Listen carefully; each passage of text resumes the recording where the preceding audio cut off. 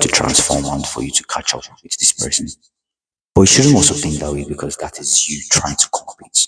What you have to do in this scenario is to realize that it's not a journey to, it's not a competition, it's not a race. It is a race, but it's not a competition.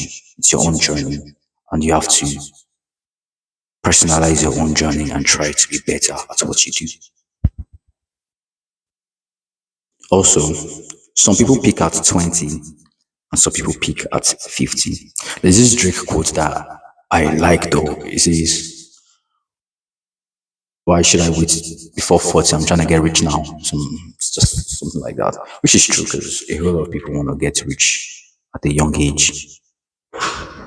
Oh my goodness.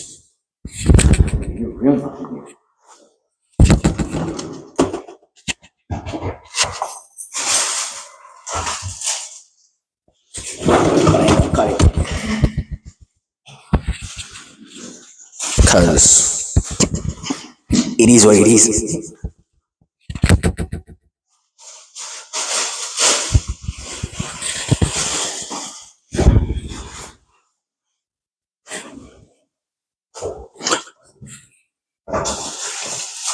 So some people pick out 20 and some pick out 50. But it doesn't matter because,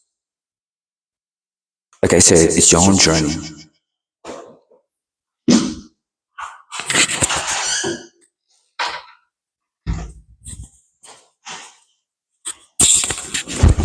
And as long as you stick to your journey, let me show you guys something.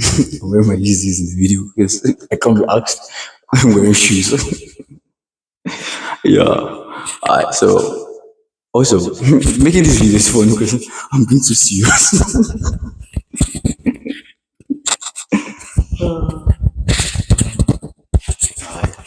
Let me relax a bit.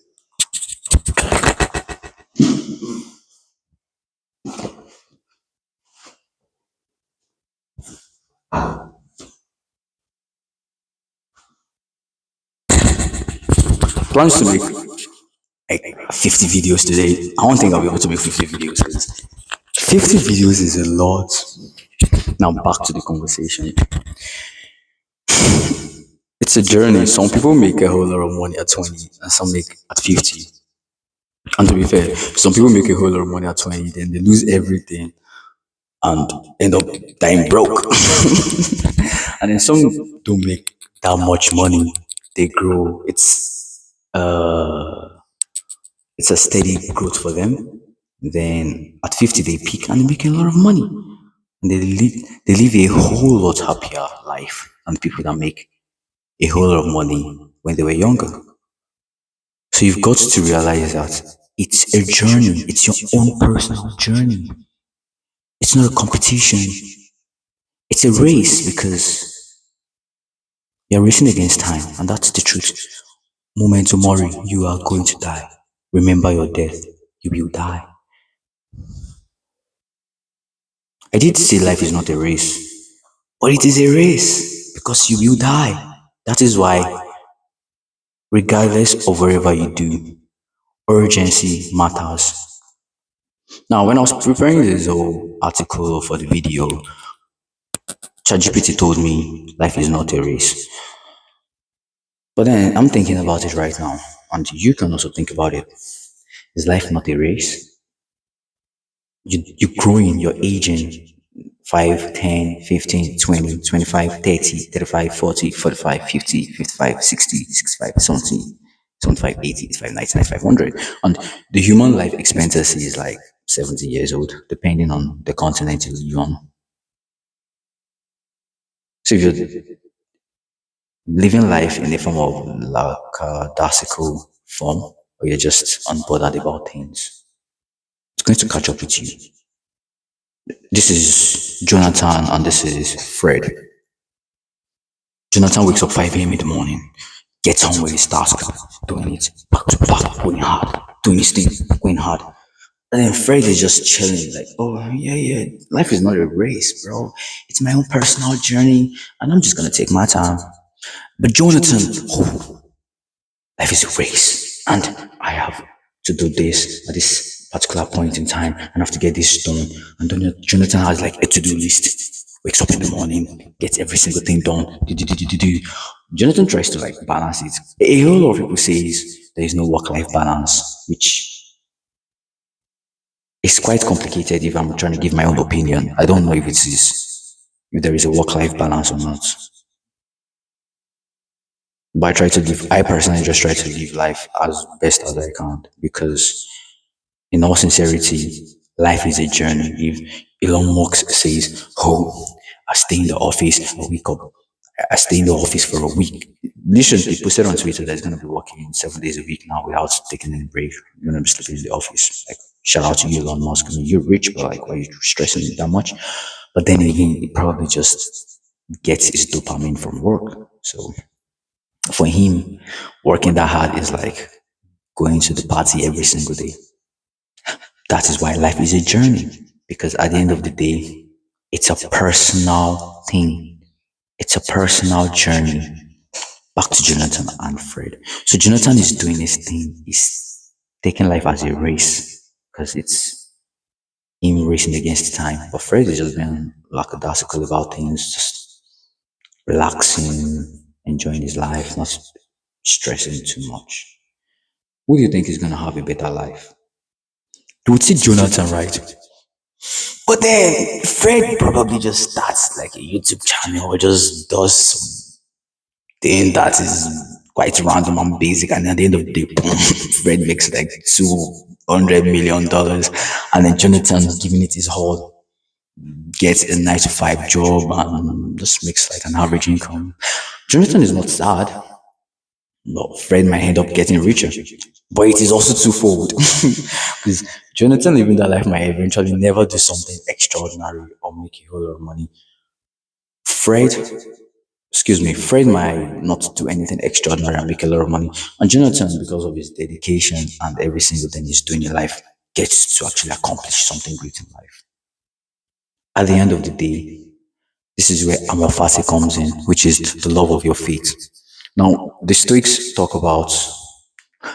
have two major philosophy. Like the whole entirety of Stoicism comes down to memento mori and amor fati, which is remember your death and love your faith.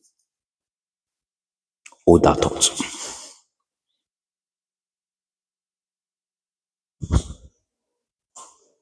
Hold that thought. Now, the next point for how you're not behind in life is focus on progress, not comparison. Now, when you focus on progress, not comparison, you focus on your own progress. You are in a competition with yourself. So you try to be better every single day. You're not comparing yourself with people. Don't forget though, you're human. Sometimes you find yourself comparing yourself with people. That's fine. But you don't let that derail you from your own journey. You don't actively go around trying to compare yourself with what people are doing. You focus on your own progress and you try to be better at each particular point. Now, this is where momentum mori and amorphati now comes in again because the entirety of Stoicism, momentum mori and amorphati, you as an individual can use this to live your entire life. One, remember that you will die. Like the only inevitable thing on this planet is your death. You will die. You will cease to exist. But then the compensation of this oblivion is that there's amorphati, which is for you to love your faith. Now, during Jonathan's journey, Jonathan was doing his thing, dedicated, very hardworking, and Jonathan never compared himself with other people. He was just sticking to his routine, becoming better and better and better. And they were afraid, living a lackadaisical life. But then, both of them, subconsciously, without even realizing this, are using momentum mori and amorphati because at the end of the day, we all know we will die. So if you take this into account of your life and you're actively reminding yourself that you will die, or you don't, you know you will die. But the one that you might not be actively taking into account is Amorfati, which is for you to love your faith. Now, Jonathan, dedicated, might not like the way he's living his life, might not like his routine, might be exhausted and find everything very stressful, but he wants to accomplish a goal. So he's making some sacrifices. And Fred is just living a lackadaisical life.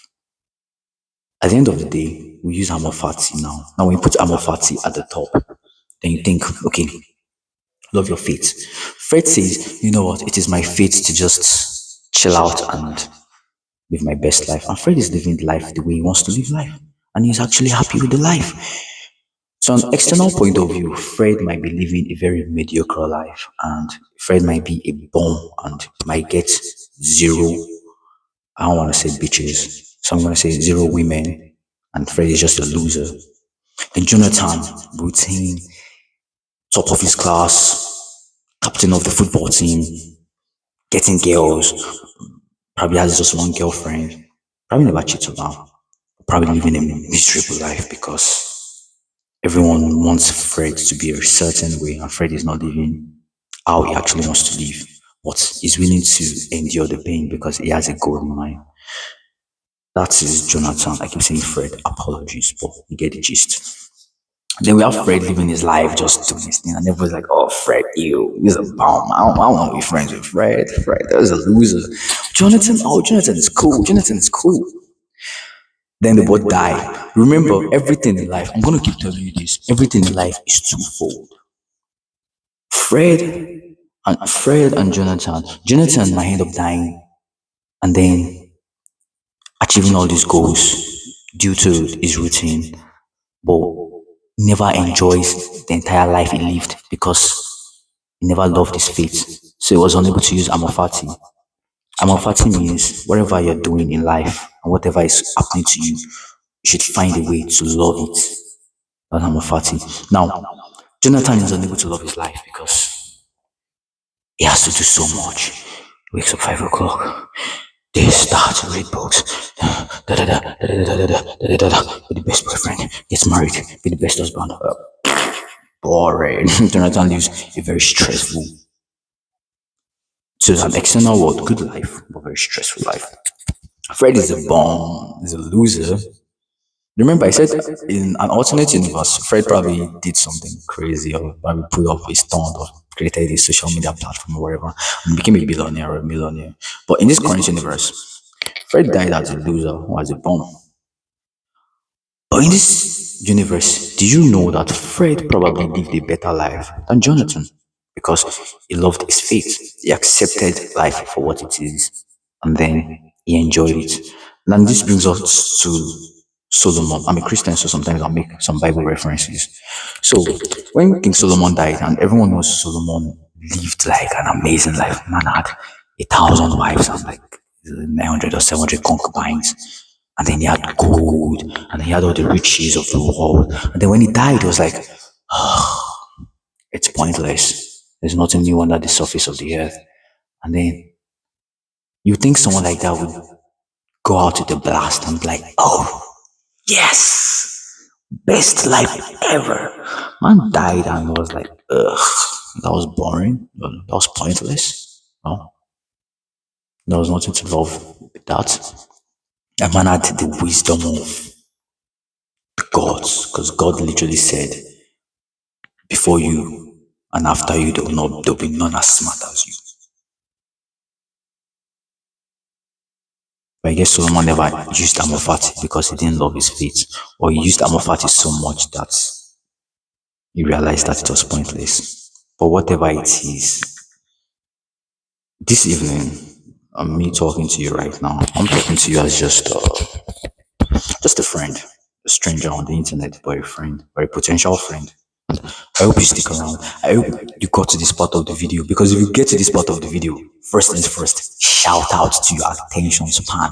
I'm impressed. A round of applause for you. Like, wow, I am impressed. Now, this evening, I'm talking to you as a person, and I'm giving you my own advice. Wherever you are, either you're Jonathan, or you're Fred, or your Joy, or your Jason, the best thing you can do to enjoy your life's journey is to remember your debt and to love your faith. You are living your life, you are living your journey. Your journey is a personal thing, it's for you. But regardless of whatever you're facing, because trust me, not everybody's going to die rich. But do you know that some people's wealth supersedes material things? And some people's wealth supersedes money and having Bugattis and Lamborghinis and private jets and having bad bitches. And I hope YouTube doesn't penalize me for that. I'm not going to be so extravagant or not to use curse words because it is what it is. Back to what I was saying. Wealth is a personal thing. As long as you're living the life you want and you're happy, you're winning. You're winning. Trust me. So don't beat yourself over things that feels like, oh, you're underaccomplished, or oh, you're 21, you haven't bought a Lambo, you have a mansion, or oh my God, I don't have a boyfriend, or oh, I don't have a Chanel bag, or oh, I'm not the CEO, or oh, just tantrums girls deal with. Alright, I'm trying to actually do it. I'm struggling here to know what girls deal with because I really don't know. And that's my bad. My apologies. But yeah, regardless of whatever you're facing, don't beat yourself up over things because as long as you're happy and you're trying your best and you're constantly improving, remember, constantly improving. You're not in a competition with anyone. You are not in a competition with anyone. The only competition is you. The only person you're competing with today is the person you were yesterday. So as long as you're improving and you're bettering yourself, you're winning. Love your faith and remember your debts. In conclusion, embrace your faith and remember your timing. Embrace who you are and remember that you are living on your own time. Be who you are, be true to your identity, and try to do what makes you happy. I'm just going to conclude a bit. I don't want to go too much into this with Adler, but Adler says, as a child, if I have a child, I shouldn't force my opinions on my child, which makes a lot of sense because you should let people live their lives. You have just one life, and after that one life, you dead. You did. You're gonna die. So live your best life. Don't live a stupid life. Don't live a reckless life. Don't do things that will cut your life short. Don't do things that are absurd and stupid. That's why you should stick around so that I can actually also explain things to you better. So stick around. But then I'm a very proud person, so if you don't want to stick around, it's all good. But I hope you got some information from this video. Thanks for watching. I'm not going to say like and subscribe because I don't beg. So if this resonates with you and you feel like you might be getting a whole lot of things from this stranger or this mortal man that is talking to you, then you know what to do. I ain't gotta tell you what to do.